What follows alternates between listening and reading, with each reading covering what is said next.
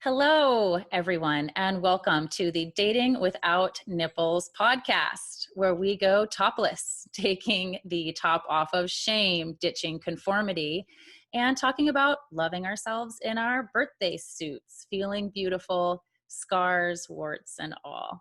I am so excited, sweet souls, that I have with me today a true goddess, Michele Julian. Michele is a coach, consultant, writer, speaker, energy worker, and gifted guide to thousands with 2 decades of experience and an amazing toolkit of intuitive and wellness skills. Michele is a certified transformational coach and founder and creator of the Julian Method. She is on a mission to help women navigate each life chapter, 20s, 30s, 40s, and beyond, with bravery and grace. What they will learn is clarity, confidence, mindset, and consistency with their routines so they have less burnout and honor, embody, nurture the goddess that they are. Michele, that is beautiful. I'm so excited to have you and to hear more about the Julian Method. Thank you so much for having me, Alissa. I have been so looking forward to this interview because I just love the name of it. and I love the fact that I should be topless.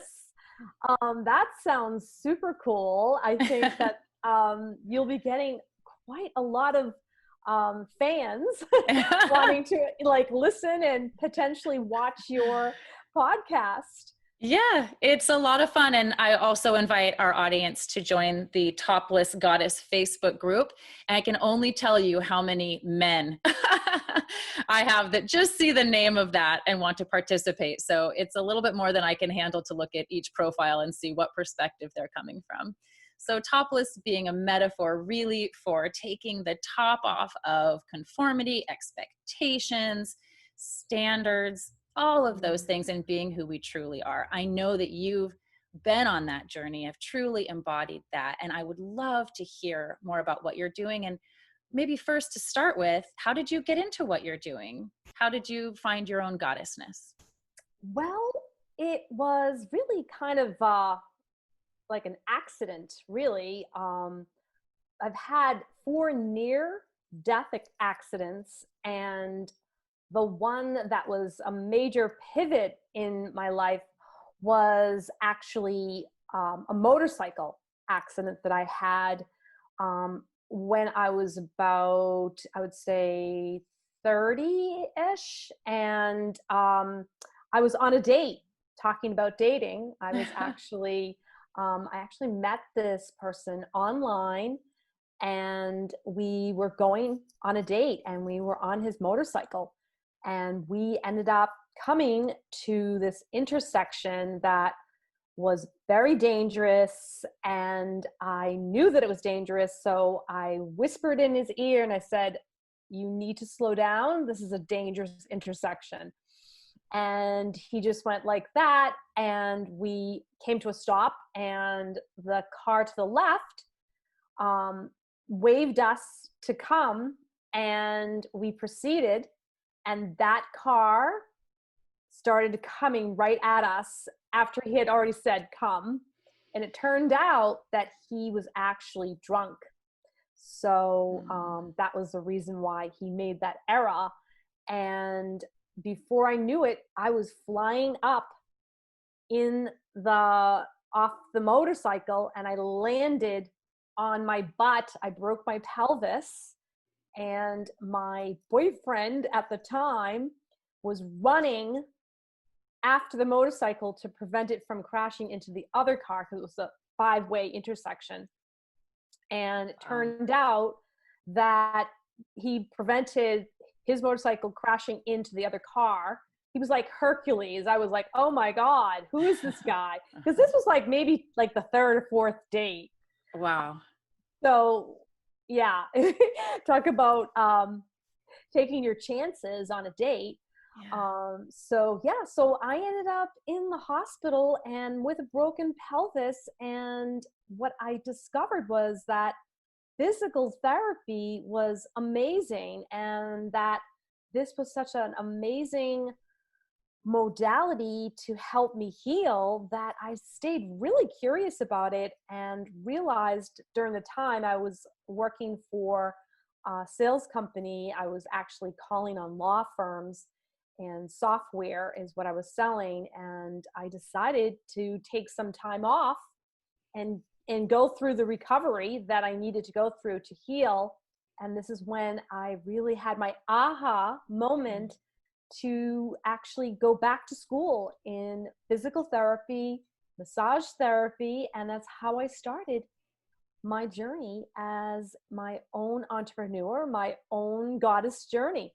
Wow. So, from what I gather, you do physical body exercises, meditation, but you also do, am I right, mental and spiritual and psychological practices to Yes. help women Yes. embody their inner goddess. Yes, I do. I Yeah. do.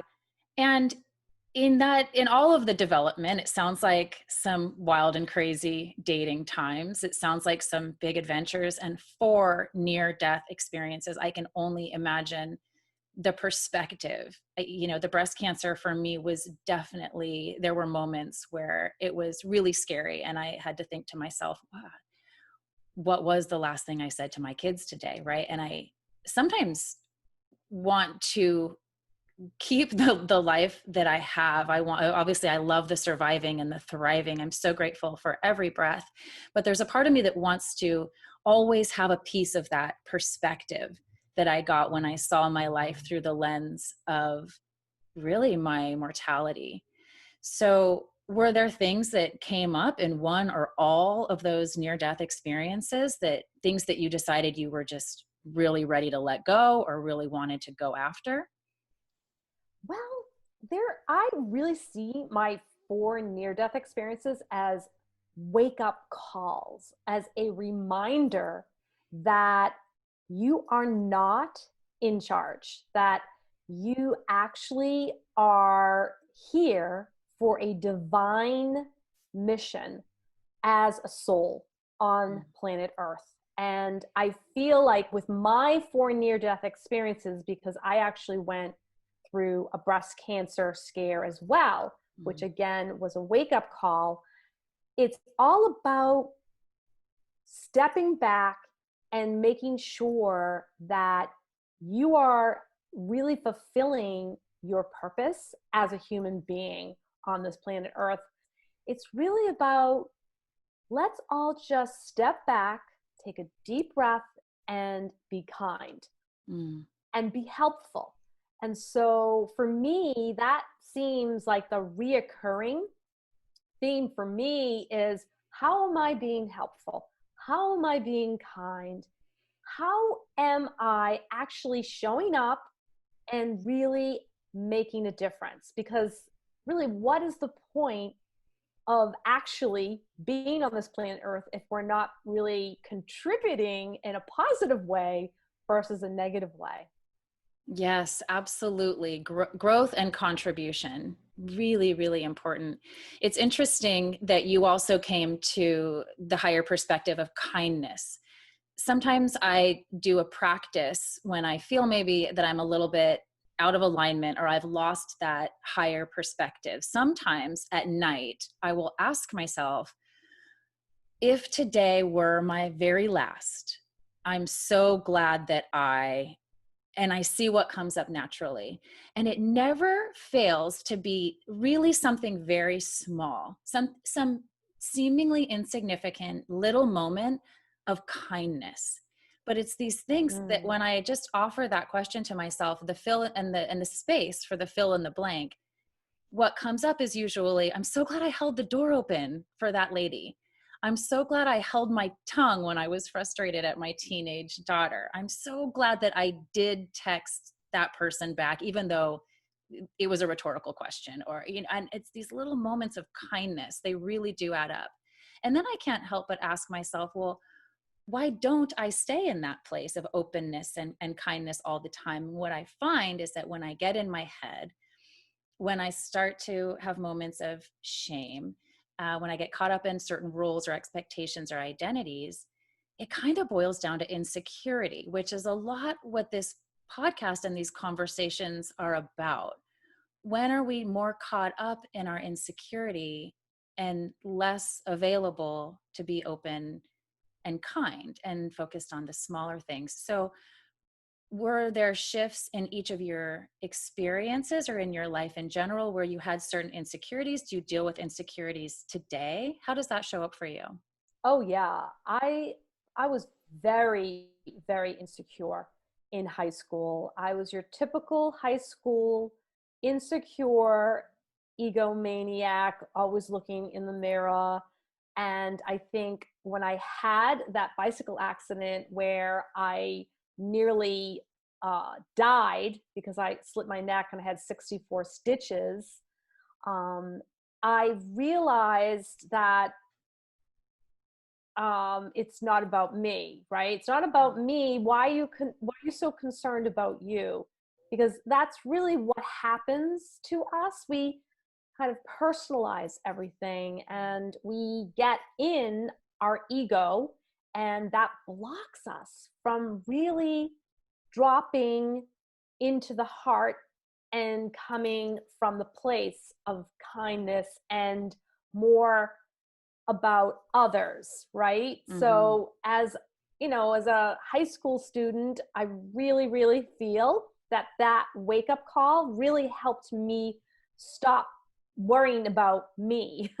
Actually, believe it or not, even though I was worried about me, I realized that I was really kind of being self-absorbed, and it was all about how I looked. You know, I didn't even wear a helmet that day. I had a scarf around my neck. Thank God that saved my life. But really, it was all about vanity and how I looked. And now I have 64 stitches on my neck. And God was like, you know, guess what? You're going to have a scar now. So you're going to really have to work with your ego and how you look. Yeah. So it's a constant reminder Yeah. that I am beautiful, even though I have 64 stitches on my neck. Right. That's fantastic. Thank you so much for sharing that. And it's a lot why I talk about feeling beautiful in our birthday suits. And so much of how we perceive our worthiness or how we think we'll be perceived by others is if I can impress them, if I look reputable, if I look like I take care of myself, if I'm on Mm-hmm. top of things, if I'm polished, if I'm all of that, we think then they'll see me in a certain way. So we work more on how we present ourselves than we do on just being an open space for relationships to happen. I had the same experience where I had, you know, right, lost my hair and these things that my hair was the bane of my existence my whole life. Oh, yeah. And losing it was the most liberating thing. And there was absolutely no change. I'm sure you've experienced this too with the work that you do. No change whatsoever in how people saw me or treated me. If anything, I think it was the guard was down, and it's true. So that's why we have these kind of conversations. And what do you tell people that you're working with? What are some of the practices and offerings, tips that you provide to your clients to help keep them in that headspace? Well, you know, with being a coach, you're really a guide. It's helping people really see what they already know inside of themselves. So, what I usually do is I ask the question, what seems to be the hardest thing to really show up and be you, depending on what they're doing, whether they're in a job, a 9 to 5 job, and they're working under people or people working under them. I really work with various, you know, entrepreneurs as well, people that have their own businesses. But I've also worked with people that, you know, work in companies, and they find that they feel like they're always being judged and that they never really feel like they can be honest with how they feel. And so what we do is we actually just work with what we call mirror work, and it helps them kind of practice telling the truth. Because if we tell the truth with compassion and kindness, we always get surprised that, oh, wow, that reaction wasn't what I thought it was going to be. So it's really kind of a customized way that I work with people. It's not like a blueprint or a system. It's more customized in the moment, kind of coaching that I do. And depending on what background people are in, I can really kind of just show up. Depending on where they're coming from, I can just really show up and be portaled into their moment of their own suffering. Because that's really what I feel is my superpower, is to witness people's suffering, then feel that suffering, and then try to have them work through it. And I am the guide to help them figure out what it is that's really helping them get to that place where they can really be vulnerable, really be open, and really have a very full, wholehearted life. Because that's really what we all want. We all want to have a wholehearted life, and it's not perfect. It's extremely messy. And what I really think that I think people are starting to realize is that the world is messy and it is a little scary. So there's so many tools that we need to kind of work with, which would be working with a coach, a mindset coach, or a meditation coach, or even maybe a personal trainer or something like that. Really working on the mind-body connection so you can, as you were talking, stay in that flow of kindness and openness and vulnerability and be able to sustain that. And I feel like as women, we are really capable of doing that. It's just when we start to do the shaming, like you were saying, and blaming and pointing the finger at everybody else, and that can just spiral. So that's really what I feel. That's very profound, and what a blessing for your clients to have you. I agree. I think everybody could be a coach and everybody should have a coach, because it really is just about finding someone that you feel safe to say the things that you don't imagine anybody would continue to love you or invite you into their lives if they heard you say. As soon as we can say some of those things out loud, we see for ourselves how ridiculous they can be, whether it's old judgments and wounds, what we're afraid of being left behind for or rejected for, or if it's our own inner critic, as it so often is. So yes, absolutely. I had a program, it was a 6-week program where I was helping women be out there online in the dating world, and they kept wanting to be perfect, and they wanted to look a certain way and act a certain way. And I worked with them so they could drop that whole holding to be perfect energy, because it just doesn't exist and it's exhausting. And really, what is perfect anyway? right. It's true. And it's the title of the podcast, and a lot of where I'm at in my life, and being very open and honest about. It's not that each conversation that we have on this podcast is about dating, but it's obviously very fun for me when it goes there. And you're right. It's almost like then you want to figure out with each different individual. First, you try to think of men or women, whoever you're dating and however you identify. What does that gender want from me, and how can I be a match to it? And then with each individual person, how do I be what this person wants of me? And having spent, it was, let's say, my husband and I split. Then it was 9 months later, I was diagnosed with breast cancer. It's now been 4 or 5 years that I've been single.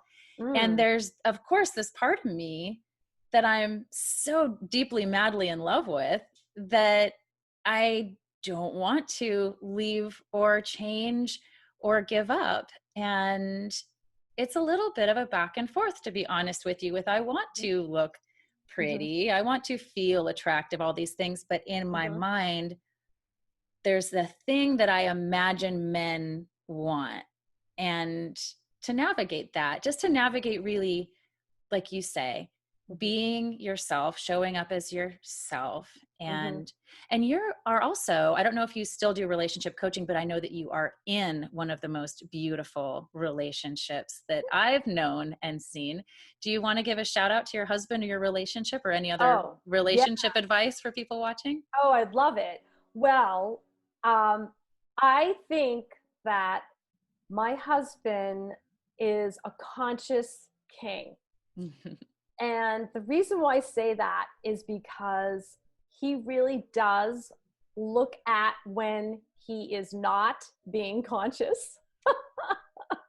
That's really the simple trick, is actually just witnessing your own crazy and your own like ego just getting in the way to actually have intimacy with the person that you really, really love. And he is one of those people that meditates probably like 2 or 3 times a day. So he does really work with his mind. And he started at a very young age. He started when he was 15 years old. And the reason why he started that young is because he lived in a crazy household, and him and his brother wanted to get out of the crazy. So his brother dragged him to meet this guru, this meditation guru in Cambridge. And I never will forget the story that my husband told me, but he went to go see this guy, and he was very skeptical because he was thinking, like, why am I going to be like talking to this guy? Like, let's go smoke, some cigarettes or something. Let's go get some beer or whatever. Right. Like, why are we doing this? All right. Mom and dad aren't around, So he just followed his older brother, and he's like, well, trust me, this is really good. And so he was sitting there waiting for the teacher to start, and the teacher was just sitting there and drinking his water and stuff like that. And then all of a sudden, my husband looked up, and the teacher actually literally was putting his finger in his nose, picking his nose. Oh no. So he knew in that moment that that was his teacher, because he said to himself, now this guy is real. He's not this like fake persona person that, is supposed to be like all like holy and stuff. Yeah. He's an actual real person. So that's what I love about my husband is he loves authenticness. He loves vulnerability. He leans in to it. And I manifested him actually online. And I believe the universe really put him in my world, because I really, really manifested somebody just like him. Well, you have done your work, and I think you were really focused on cleaning up your side of the street, following your kindness and your curiosity. So it really isn't any surprise that someone like that came into your life. That's beautiful. Thank you for sharing. Yes, I And feel very lucky, very lucky. yeah. Yes, absolutely. So, Michele, tell us, for anyone listening that has enjoyed getting to know you and wants to learn more about you or your work, where can they find you? Where can they connect? Oh, yeah, sure. So it's juliangoddesscoaching.com is my website. And also, if you Google julianmethod.com, you can also find me. I actually have 2 websites. And I also am on Facebook. I'm on Instagram. So, and I'm also in LinkedIn. So you'll definitely find me. I've done my due diligence to get there on social media. Awesome. Awesome. Love that. And we've talked a little bit about the vulnerability and the courage of being yourself. I think another thing that we can practice to be courageous and be vulnerable and be real and authentic is both giving and receiving. You've been so kind to share your story and your wisdom with us. I would love if you would receive from myself and from the audience a little bit of love for you. So is there one word or one phrase, one idea that you can think of that we can send you? I would love it if the audience would send me trust. Trust. Yes. That is a good one. That's yes. a good one. Yeah. Trust, because trusting that everything is going to get better and that everything is actually going to be in the process of healing, and having that belief, because sometimes I'm worried. It gets a little hairy, doesn't it? Yeah. Sometimes I'm worried, and even though I'm spiritual, I still have worry. I still wonder, how is this all going to like pan out for everyone, with everyone, you know, how it doesn't matter how old you are, we are all in the same boat, and we are all trying to do our best to be kind, to be compassionate. And I think it's really important to have the trust, and I would love it if I could get that trust energy into my body. You got it. Couple of months anyway. Yes, you're right, because it's holding the uncertainty, and the spirituality, as you say, is let our faith be bigger than our fear. And in the right now moment and in the next few months, staying in a place of trust. That's beautiful. Well, it was so fun to have you on today. Thank you for talking with me about all things topless and even dating. I really, really appreciate the contributions that you are giving to the world at large with your pure goddessness. Thank you so much. Yes. I would love to ask you before we end, Sure. how can I help you with your mission? Oh, you are such a love. Could you send me a man? Absolutely. We can work on that, actually. Yeah, I'm sure we could. I was going to offer that to you. Oh, you're such a doll. I will receive. I will happily receive. It's really fun for me to explore all things dating. And that's usually my first go-to, half kidding. But support for me really is being here as a guest, sharing this space with me, because this is my true practice for showing up real and authentic. And the water is off in our house for some reason today. I don't know why. So no shower, lots of things that are just, but we show up anyway. And it really is my highest intention is just to go topless and come out and be me unedited. And by us having this conversation, it's a constant reminder. So thank you. I love it. I love it. I just want to also say to the readers and to you, you've got to read Untamed by Glennon Doyle. I've been reading that book. Okay, great. For the past couple of days, I started reading when I went to Vermont with my husband, and every single chapter is so much clarity of why women think the things that we think, and how our programming at such a young age really prevents us from really truly taking care of ourselves and living our dreams out in life, because we always put everybody else first. That sounds juicy. Yes, super juicy. I will get it. I loved her book, Love Warrior, which was prior to her divorce from her husband. And I read it probably the year before my own divorce, wasn't quite ready for all the Yeah. things she was saying in it, Mhm. but so Mhm. powerful. So I'm going to grab it. Thank you for Yeah, that. definitely. You'll love it. You'll love it. Untamed. And your Untamed. audience would Okay. definitely love it too. Great. Thank you for the resource. You're so All right. generous. It's so All right. beautiful to talk with you today. And to all the topless goddesses and gods and conscious kings listening, we love and appreciate you. And we will see you next time. Wonderful. Thank you. Thank you, Michele.